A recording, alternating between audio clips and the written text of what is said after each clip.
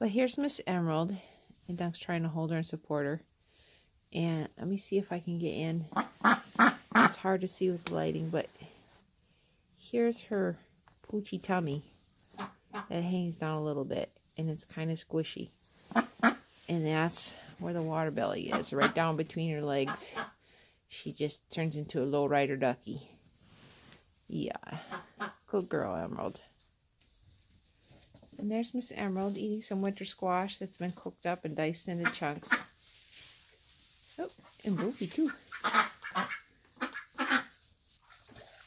Hey, Miss Emerald, can you show off your tummy, sweetheart? Quackalacka.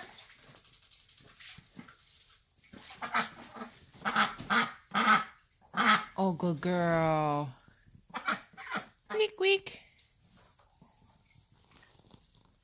You can see a little bit. Yes. Miss Emerald's tummy pooches down a little farther than the other duckies. Yes, it does, doesn't it, Miss Emerald? Oh, you're so pretty. You think it's snack time, don't you? We might be able to arrange that. I know, you had one snack time, but what about second snack time? Okay, babies, just a minute.